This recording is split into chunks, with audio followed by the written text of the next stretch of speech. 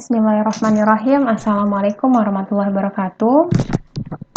Disclaimer ya Bapak Ibu, materi yang disajikan dalam video kali ini adalah hasil dari materi milik dari Balai Besar Guru Penggerak ya, penyamaan persepsi terkait dengan asesmen pembelajaran, dan juga dari buku panduan asesmen milik Kementerian Pendidikan terkait dengan kurikulum Merdeka.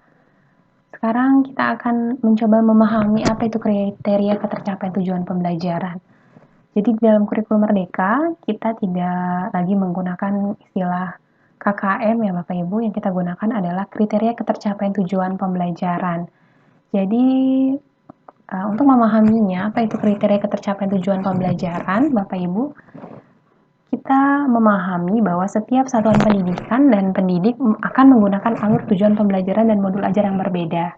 Bapak Ibu bisa memodifikasi, tetapi tidak bisa sama dengan milik dari Bapak Ibu guru yang lain ya. Oleh sebab itu Bapak Ibu, untuk mengidentifikasi ketercapaian tujuan pembelajaran, pendidik akan menggunakan kriteria yang berbeda, yang pastinya berbeda Bapak Ibu, karena kita punya keragaman peserta didik yang berbeda ya, baik dalam bentuk kuantitatif maupun data kualitatif ya, sesuai dengan karakteristik tujuan pembelajaran, aktivitas pembelajaran, dan asesmen yang dilaksanakan. Nah, kriteria inilah Bapak Ibu yang nantinya disebut dengan kriteria ketercapaian dari tujuan pembelajaran kita Bapak Ibu. Jadi kriteria ketercapaian tujuan pembelajaran itu diturunkan dari indikator asesmen suatu tujuan pembelajaran ya. Jadi kita punya pembelajaran, nah kita buat asesmennya apa ya. Asesmen itu hadir berdasarkan indikator asesmen yang mencerminkan ketercapaian kompetensi pada tujuan pembelajaran kita. Gitu ya Bapak Ibu ya. Kriteria ketercapaian tujuan pembelajaran berfungsi untuk merefleksikan proses pembelajaran dan mendiagnosis tingkat penguasaan kompetensi peserta didik agar pendidik dapat memperbaiki proses pembelajaran atau memberikan intervensi pembelajaran yang sesuai kepada peserta didik. Jadi kriteria ketercapaian tujuan pembelajaran ini berfungsi untuk merefleksikan proses pembelajaran dan mendiagnosis tingkat penguasaan kompetensi dan konten peserta didik dari TP yang udah kita tentukan. Ya Bapak Ibu. Nah, menentukan ketercapaian tujuan pembelajaran menggunakan deskripsi ya. Banyak tekniknya. Yang pertama menggunakan deskripsi kriteria. Ya ini misalnya kita tujuan pembelajarannya anak-anak mampu nanti menulis teks eksplanasi gitu ya. Bapak Ibu silakan tentukan kriterianya. Indikatornya apa? Kalau anak-anak bisa membuat laporan menunjukkan kemampuan penulisan teks eksplanasi yang runtun, terus laporan menunjukkan hasil pengamatan yang jelas, laporan menceritakan pengalaman secara jelas, laporan menjelaskan hubungan kausalitas yang logis disertai dengan argumen yang logis sehingga dapat meyakinkan.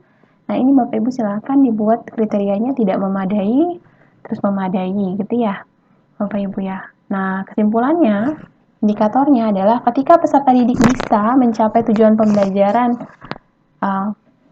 peserta didik dianggap bisa mencapai tujuan pembelajaran itu ketika minimal mereka di kriteria-kriteria ini ada di 3 kriteria memadai ya. Nah kalau yang ini berarti dia belum mencapai tujuan pembelajaran karena hanya ada 2 yang di posisi memadai, sehingga perlu dilakukan intervensi. Gitu ya Bapak Ibu ya. Ini untuk misalnya contoh menggunakan deskripsi kriteria. Nah, ini yang menggunakan rubrik Bapak Ibu. Ya, misalnya indikatornya ada 2 aspek yang dilihat, misalnya isi laporan ya, dan juga tata penulisan misalnya ya Bapak Ibu. Selanjutnya rubrik yang dibuat itu tahapan baru berkembang, layak, cakap, dan mahir. Ya, mahir kriterianya apa? Ketika misalnya isi laporannya itu nanti mampu isi laporannya itu peserta didik mampu menuliskan teks eksplanasi, hasil pengamatan dan pengalaman secara jelas. Laporan menjelaskan hubungan kausalitas yang logis disertai dengan argumen yang logis hingga dapat meyakinkan pembaca serta ada fakta-fakta pendukung yang relevan. Nah, siswa dikatakan cakap ketika nanti misalnya diturunkan nih sampai pembaca aja, meyakinkan pembaca ya, serta ada fakta-fakta pendukungnya itu di mahir, berarti di cakap dia dikurangi aspeknya. Terus di layak dikurangin juga. Baru berkembang dikurangin lagi. Turun. Kalau naik berarti ditambahkan lagi kompetensi apa. Gitu ya Bapak Ibu ya. Nah, ini juga sama, nanti Bapak Ibu bisa buat rubriknya.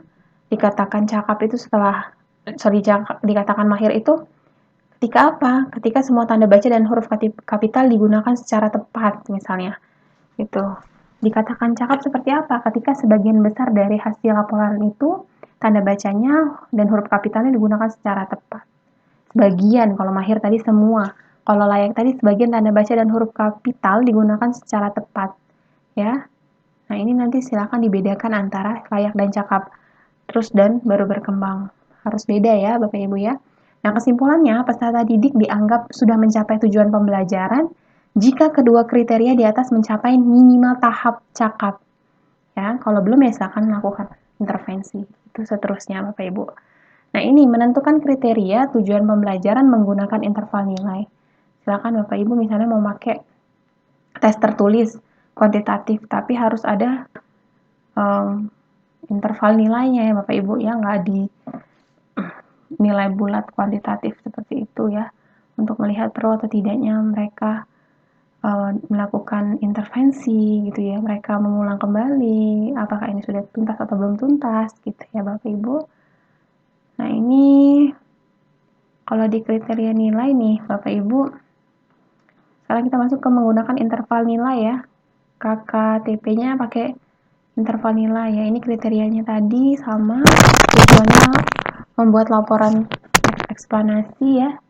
Nah, ini ada belum muncul sebagian kecil nilainya 2, terus sudah muncul di sebagian besar nilainya 3, lihat pada seluruh teks nilainya 4, nanti silakan dimasukkan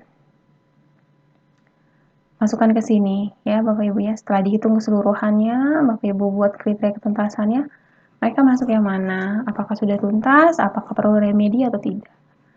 Gitu. Tidak disarankan Bapak Ibu menggunakan nilai kuantitatif bulat gitu ya. Karena kan anak-anak kita juga baik di satu sisi pasti akan ada kelebihan di satu sisi, kekurangan di sisi yang lain misalnya gitu.